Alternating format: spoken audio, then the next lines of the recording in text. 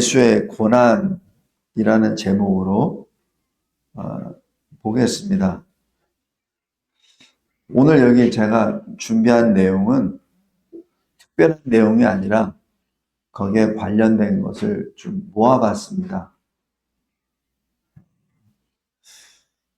이 말씀을 어떻게 풀어나가야 되는지 잘 모르고 있다가 아까 30분 동안 찬송하면서 예수의 고난에 대한 한 모습이 나오더라고요. 네, 어린 양입니다. 예수를 요한복음 1장에 세상의 죄를 지고 가는 하나님의 어린 양이다. 세례 요한이 증거를 하죠. 근데 그 어린 양은 목적이 죽기 위해서 존재합니다. 희생 제물로.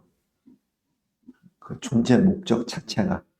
그래서 히브리서 2장에서도 죽음을 통하여 죽음의 세력을 잡은 자 곧 마귀를 멸하려 하심이라. 그래서 마귀를 멸하신다는 것이 무엇과 연계가 됩니까? 창세기 3장 15절. 그 하나님께서 뱀에게, 실은 사탄이죠. 사탄에게 선고를 내리십니다. 너와 여자 간에 원수가 되게 하리라. 그리고 너의 후손과 여자의 후손이 원수가 되리라. 그래서 여자의 후손을 단수로 기록합니다.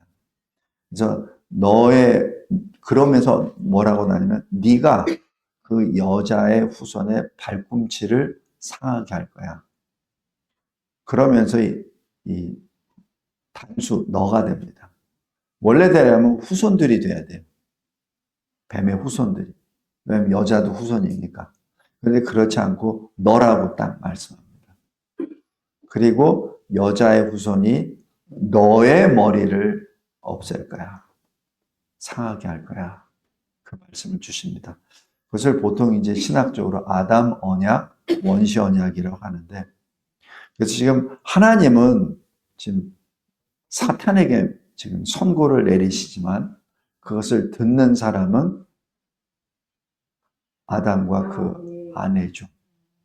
그래서 그때까지만 해도 그 아내의 이름은 없습니다. 그냥 여자라고만 불렸죠. 그래서 그 이후에 아담이 자기 아내의 이름을 하바, 생명이라고 부르죠.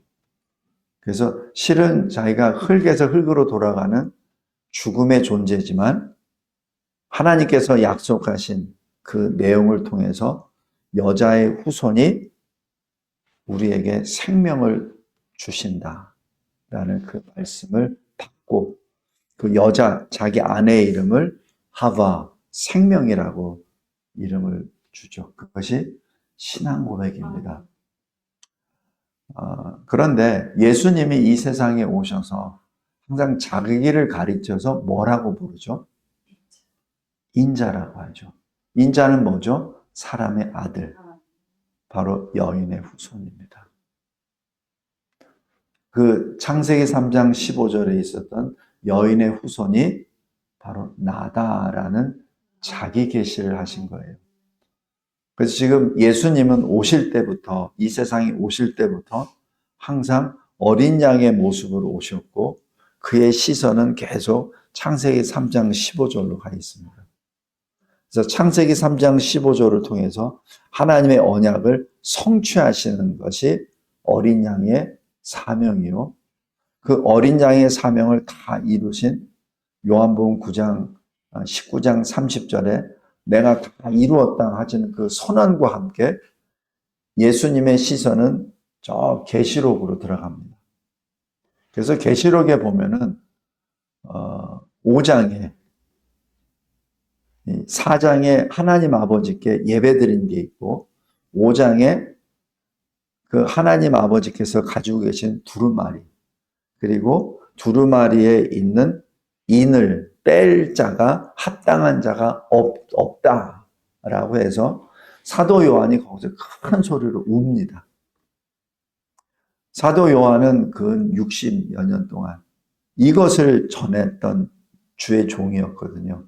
근데 막상 그 현장에서 그 두루마리를 하나님 앞으로부터 취하고 그 인을 떼시기에 합당하신 바로 주님이 안 계시기에 거기서 큰 소리로 웁니다. 울 때 옆에 있는 장로가 울지 마라. 오신다. 그러면서 어린 양이 나타나시죠. 그래서 어린 양이 그 두루마리와 그 인을 하나님 아버지부터 받습니다. 그러면서 참 계시록 6장에 그 인을 하나씩 하나씩 떼십니다. 누가 떼시냐면 어린 양이 떼십니다. 그래서 이 6장 그 인심판이 시작되고 8장 1절에 그 일곱째 인을 떼실 때라고 표현합니다. 그러면서 나팔 심판으로 연결이 됩니다. 나팔 심판과 대접 심판에서는 어린 양이 하시는 게 없어요. 그냥 나타나기 위해서는 나팔수가 붑니다. 대접을 천사가 부읍니다. 그걸로 끝납니다. 그래서 근본적으로 심판을 시작하시는 분은 어린 양입니다. 그런데 왜 어린 양의 모습으로 그 권세를 받으십니까? 왜 어린 양으로? 요한복음 14장에서도 시온산에 14만 4천 구원받은 자들과 어린 양이 같이 서서 새 노래를 부르죠. 원래 어린 양은 보좌 우편에 앉아 계셔야 될 분이 성도들하고 같이 있습니다. 왜 그런데 어린 양입니까? 그런데 이 19장에서는 하나님의 말씀이 백마를 타고 오시죠. 바로 예수님이세요. 근데 그때는 어린 양의 모습이 아닙니다. 완전한 심판주의 모습으로 입에서 날선 검이 나와서 다 없애버리시죠. 그런데 22장에 생명수가 나오면서 거기에 어린 양이라는 표현이 또 나옵니다. 하나님 보좌와 어린 양으로부터 생명수가 흘러나와 강을 이루고 그 강 좌우에 생명수 나무가 12열매를 달마다 열리고 그리고 그 잎사귀는 만국을 치료하는데 쓰인다라고 그런 표현합니다. 여기 창세기에서부터 계시록에 이르기까지 전체 맥락의 주 흐름은 바로 어린 양입니다. 여자의 후손 바로 인자죠. 그것이 계속 흘러요. 창세기에서부터 계시록까지 전체가 흐릅니다. 다시 얘기해서 어린 양의 고난, 십자가 죽으심이 창세기 전체입니다. 창세기로부터 계시록까지 전체입니다. 우리가 구원함을 받은 이유가 바로 어린 양입니다. 그리고 어린 양의 고난입니다. 어린 양의 죽으심입니다. 그래서 계시록 22장 그 끝부분에까지 어린 양이 계속 등장합니다. 19장에 있던 그 하나님의 말씀, 심판주의 그 모습이 아니에요. 계시록 1장에 있었던 사도 요한이 그의 얼굴을 보자마자 죽은 자처럼 그냥 쓰러져 버렸던 그 영광의 엄청난 위엄의 모습이 아닙니다. 우리의 구원의 시작은, 끝은 어린 양입니다. 그래서 우리가 이 고난주간을 통과하면서 이 어린 양을 다시 한번 묵상해야 된다는 그런 감동을 받았어요. 항상 그것을 꼭 기억하시기 바랍니다. 어린 양, 어린 양이 계속 우리를 바라보고 계세요. 그리고 우리 라오디게아 교회에서도 그렇잖아요. 내가 밖에서 문을 두들긴다. 문을 두들길 때 누가 두들기죠? 어린 양이 두들기십니다. 아가서에 나온 것도 내 사랑하는 자가 문을 두드리죠. 근데 그 여인은 피곤하니까 이미 다 들어와서 이제 자려고 하는데 문을 두드리니까 나 이제 싫어요. 다음에 만나요. 계속 두들기다가 이 여인이 또 마음이 바뀌어서 나가봅니다. 한참 후에. 근데 그분은 없고 그 문을 보니까 모략이 묻어있다. 모략의 냄새가 바로 주님의 죽으심, 장례했던 그것이 나온 거죠. 그러니까 이 아가서에 기록되어 있는 그 문을 두드리신 분도 어린 양이십니다. 그 어린 양이 계속 우리를 계속 두들고 계신 거죠. 아까 우리 찬송가에서도 내 문을 열지 않고 꼭 잠가둔 것은 나의 수치라라고 했잖아요. 주님이 힘이 없어서 안 들어오신 게 아니에요. 주님은 우리가 주님을 사랑하기를 원하십니다. 주님이 얼마든지 확 열어버릴 수 있어요. 뭐 전능하신 하나님은 창조주인데 그거 못 열습니까? 그러나 주님이 원하시는 것은 우리의 사랑입니다. 그래서 요한복음 21장에서도 베드로에게 사도의 사명을 주시기 전에 먼저 확인한 것은 사랑입니다. 네가 나를 사랑하느냐. 그거죠. 주님이 바로 그런 분이십니다. 그래서 주님이 보내주신 성령, 그분 성령도 마찬가지 우리를 그냥 주의 뜻대로 확 바꿔버리시는 게 아니에요.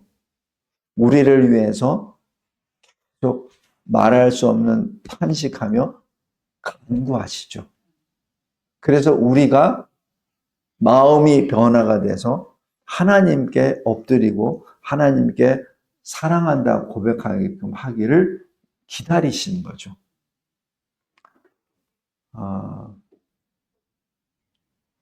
오늘 예수 고난 그냥 단순히 예수님은 뭐 하나님이시고 또 다 알고 오셨잖아.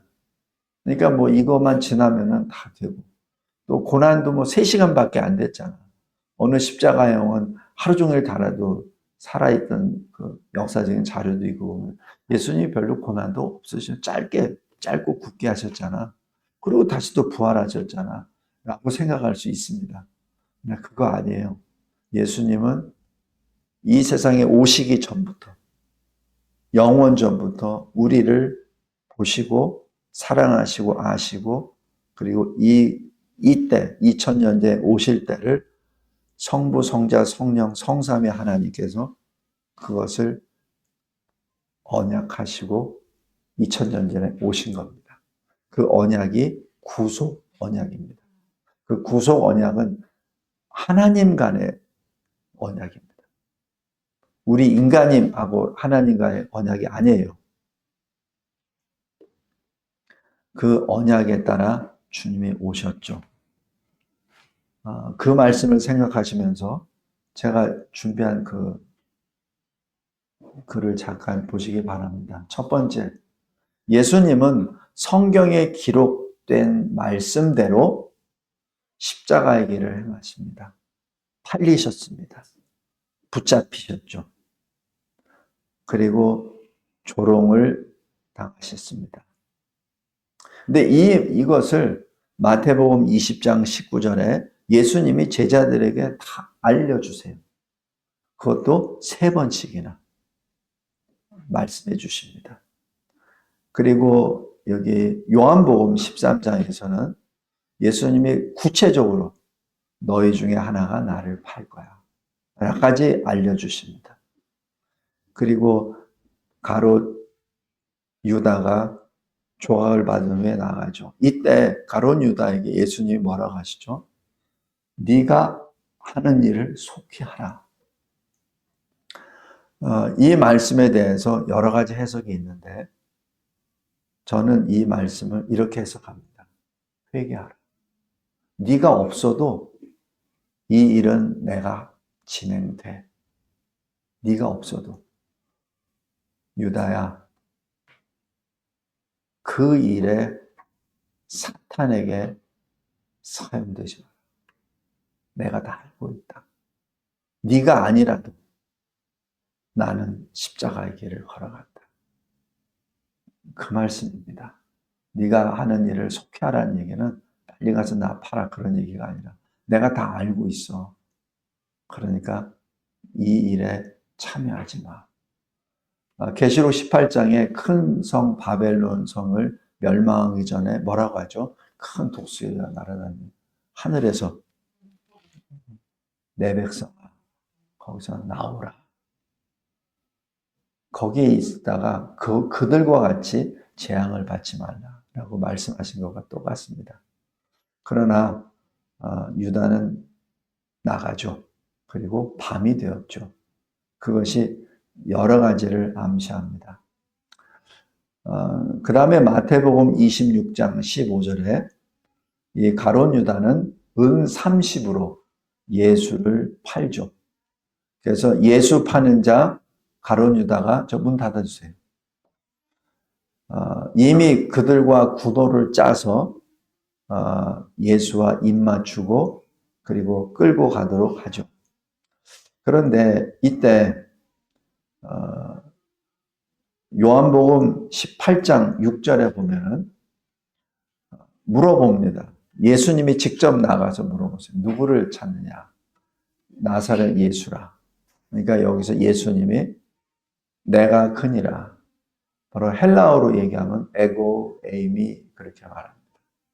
근데 에고 에이미라는 얘기는 출애굽 3장 14절 스스로 있는 자라는 히브리 말을 번역한 헬라어 말입니다. 그래서 그 당시에 군사들은 로마 군사만 온 게 아니에요. 성전을 지키던 레위 군사도 같이 왔습니다. 연합작전이에요. 로마군은 예수를 모르기 때문에. 그래서 군사들이 갑자기 땅에 뒤로 넘어졌다라는 표현이 나옵니다. 그것은 그 말씀 자체가 무엇을 의미하는지를 레위인들은 알아요. 그래서 죽은 자처럼 뒤로 넘어져 버리죠. 그것이 요한복음에만 기록되어 있습니다. 마태, 마가, 누가복음은 없어요. 바로 다시 얘기하면은 사도 요한이 그 모든 현상을 보고 기록했고 나머지 사도들은 도망가느라고 그것을 제대로 보지 못했습니다. 그리고 그러한 모습을 캐치를 못했죠. 자기 살기에 급급한 거죠. 베드로에게 예수님이 말씀하십니다. 요한복음 18장 11절 아버지께서 주신 잔을 내가 마시지 아니하겠느냐. 바로 이것이 이 창세전부터 영세전부터 성부 성자 성령 하나님께서 약속하신 구속 언약에 따른 그것을 내가 지킨다라는 그 선언이시기도 합니다. 그리고 여기 마태복음 26장 53절 54절 보면은 지금 12군단 바로 천군 12군단이 더 되는 천사들이 하나님 아버지께서 보내시지 않겠느냐. 엄청난 수입니다. 우리 저기 그 히스기야 때 또 그다음에 여호사밧 때 그 천사들이 들어오는데 천사 한 명이 18만 5천 명을 한꺼번에 죽입니다. 그렇다면 12군단의 그 능력은 어떻다는 건 우리가 짐작할 수 있죠. 그러니까 이것은 예수님이 힘이 없어서 잡힌 것이 아니라 예수님이 그냥 생명을 내려놓으신 것임을 알 수 있습니다. 그러면서 주님이 말씀하십니다. 내가 만일 그렇게 한다면 이런 일이 있으리라는 성경이 어떻게 이루어지겠느냐 라고 하면서 이 모든 것은 하나님의 뜻에 따라 이루어진다는 것을 선언하십니다. 성도 여러분, 우리가 이 세상을 살면서 여러 가지 일들이 많이 벌어지죠. 이게 우연은 없어요. 우연은 없고 큰 그림을 봤을 때 하나님의 그 뜻 안에 모든 것이 이루어지죠. 어떤 때는 내가 하나님의 뜻대로 하다가 거기에 부합돼서 하는 경우도 있고 어떤 때는 하나님의 뜻과 정반대로 가다가 하나님의 커다란 뜻에 그냥 휩쓸려서 가는 경우도 있고. 오늘 이 말씀 보시면서 우리 인생을 통해서 하나님이 역사하시는 것을 영으로 아멘하시기 바랍니다. 그 문제에 대해서 우리 각자가 기도해야 됩니다. 그리고 항상 주님 편에 늘 서 있기를 바랍니다. 그래야 하나님이 기뻐하시는 그 자리에 서고 하나님이 기뻐하시는 길로 걸어가기 바랍니다. 여러분이 아무리 뭘 해도 하나님의 그 뜻을 어길 수가 없어요. 아무리 발부딩 쳐도. 그렇다면 하나님의 뜻에 나를 맡기는 것이 최선 아닙니까? 그것이 하나님이 기뻐하시는 게 아니겠습니까? 그런 의미에서 예수님이 우리에게 지금 본을 보여주세요. 이것이 커다란 하나님의 구속 언약에 의한 역사야. 내가 이 일을 위하여 왔노라. 라고 하죠. 우리도 인생을 통해서 이러한 잔을 받아야 될 때가 있을 겁니다. 몸부림쳐서 안 받으려고 애를 써도 받게 됩니다. 하나님의 역사이기 때문에. 그럴 때는 담대히 하나님의 잔을 그냥 감사함으로 받는 것이 하나님이 기뻐하시는 일이라고 봅니다. 최근에 우리나라에 이상한 법을 만들어서 종교 법인을 해산하는 그런 법들이 지금 입법화 지금 추진되고 있는데, 제가 그것을 보면서 다시 한번 하나님이 주시는 그 잔이 있구나 라는 것을 새삼 느낍니다. 무엇을 하든지 하나님의 커다란 그 뜻에 내가 어떤 모습으로 그 뜻에 순종하며 나아가야 되는지 그것을 잘 보기 바랍니다. 그러면서 요한복음 10장 17절 오늘 읽은 말씀입니다. 내게서 빼앗는 자가 있는 것이 아니라 내가 스스로 버리노라. 나는 버릴 권세도 있고 다시 얻을 권세도 있다. 이 명령은 여기 계명이라고 쓴 건데 영어로 말하면 commandment입니다. 명령입니다. 이 명령은 내 아버지에게서 받았노라라고 말씀하죠. 그러니까 하나님 아버지로부터 받은 거예요. 이 세상에 오시기 전에. 두 번째, 십자가에서 말씀을 다 이루십니다. 시편 22편에 있는 것, 그것을 다 성취하시죠. 옷을 나눈다, 제비를 뽑는다, 엘리 엘리 라마 사박다니, 나의 하나님 어찌하여 나를 버리시나이까. 그리고 십자가에 달린 예수를 바라보며 머리를 흔들며 모욕한다 라는 것도 이 말씀에 그대로 시편 22편에 기록이 되죠. 그리고 마지막에 내가 목마르다 하는 것까지 성경에 다 기록되어 있고, 그리고 주님이 선포하시죠. 텔레스타, 내가 다 이루었다. 예수님이 십자가에 달려 죽으시는 그 자체는 성경에 이미 다 기록되어 있는 것이요. 예수님은 그것을 그대로 실행하십니다. 그것을 빌립보서에 어떻게 나오죠? 십자가에 죽으시기까지 순종하셨다라고 그렇게 기록을 합니다. 다음에 세 번째, 예수님이 십자가 고난을 받으심으로 인하여 이제 율법이 아니라 새로운 살 길을 우리에게 열어주셨습니다. 무엇이 그 새로운 살 길입니까? 요한복음 3장, 요한일서 4장입니다.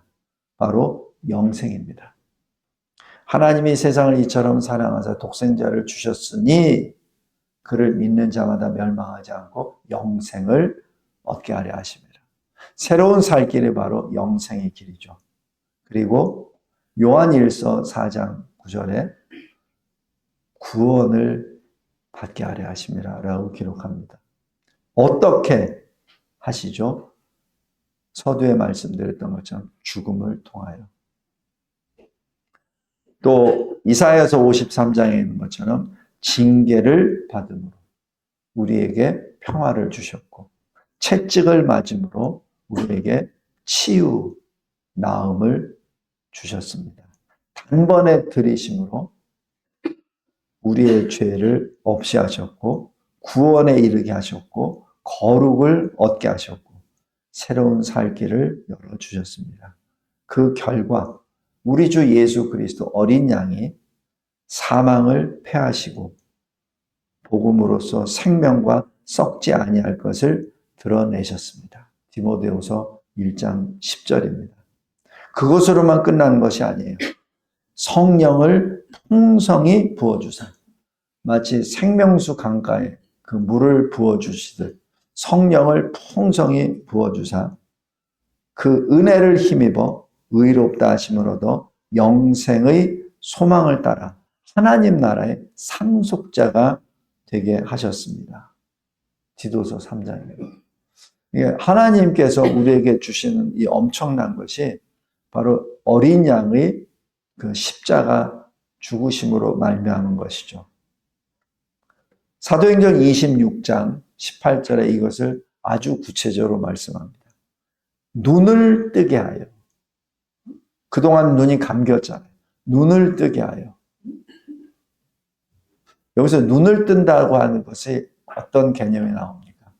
바로 사울이 눈이 감겼다가 떴죠. 세상적으로 밝았었던 그 눈이 주님을 만나고 난 다음에 덮여버렸죠.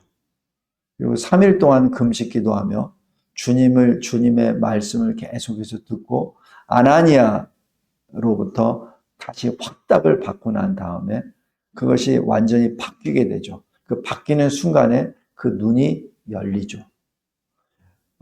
누가복음 24장에 보면 엠마오로 가는 두 제자가 두덜두덜 낙심하면서 엠마오로 갑니다.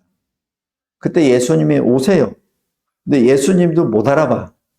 그래서 예수님이 무슨 일이 있었느냐 그랬더니 지난 며칠 동안 그 예루살렘에 있었던 일을 당신은 거기 있으면서 몰랐느냐 이렇게 얘기하면서 예수님에 대해서 말씀합니다. 하나님의 아들이란 말도 안 해요. 우리가 기다리던 선지자가 있었는데 그가 선한 일을 많이 베풀었는데 대제사장과 또 서기관들이 그를 못 박아서 죽었다.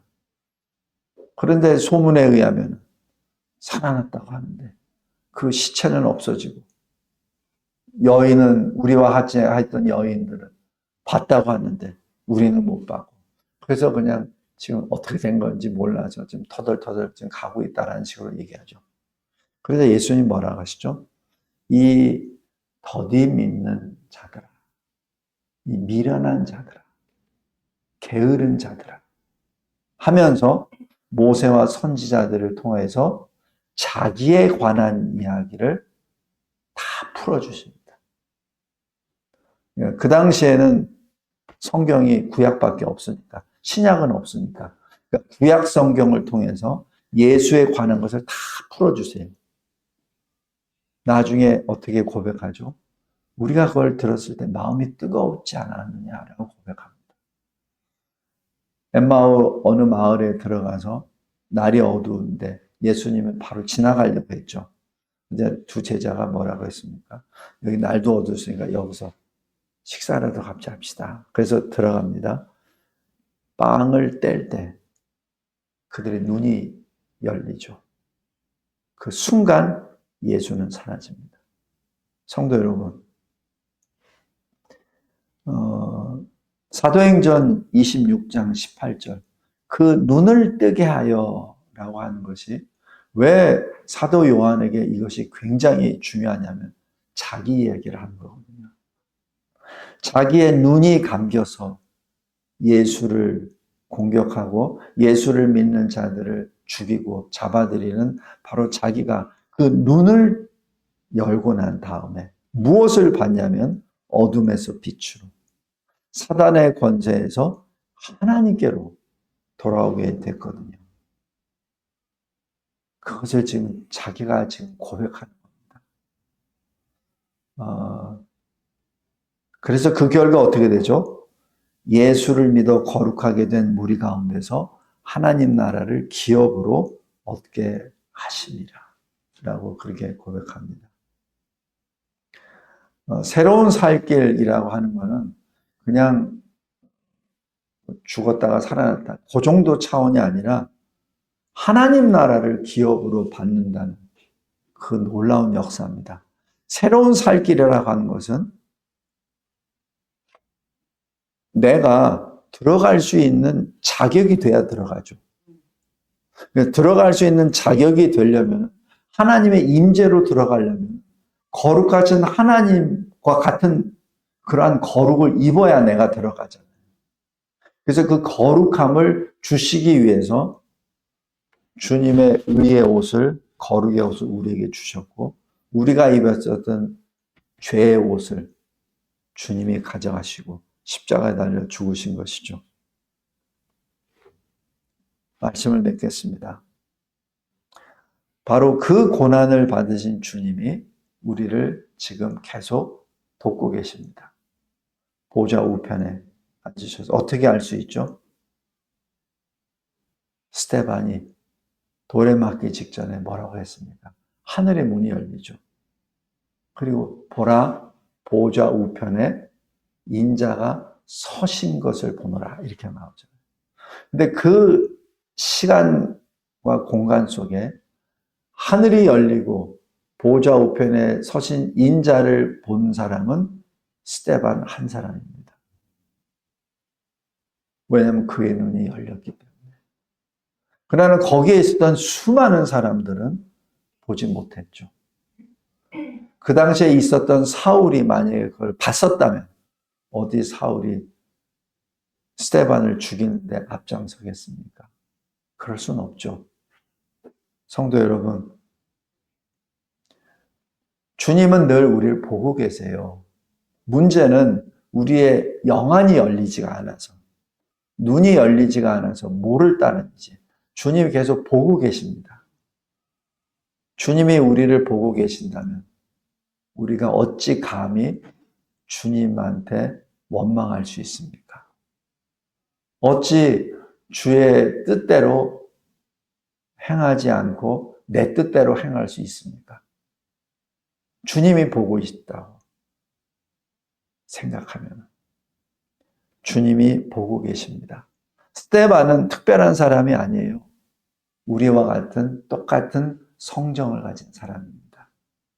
그러나 주님에게 붙잡혔을 때, 그리고 이 돌에 맞아서 죽기 직전에 주님이 새로운 살 길을 직접 보여주세요.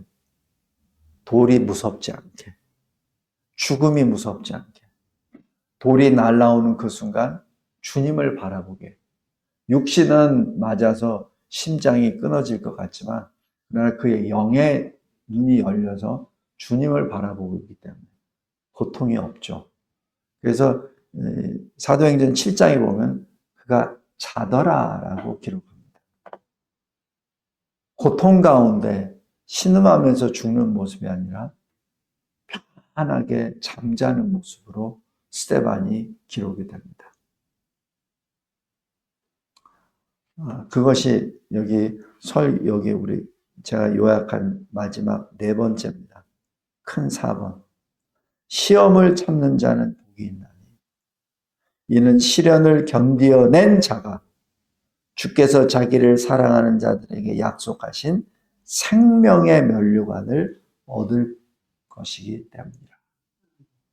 그 스데반은 그 생명의 면류관을 지금 생명의 면류관보다 더 큰 것을 지금 보고 있기 때문에 돌이 그를 더 이상 두렵게 만들지 않죠.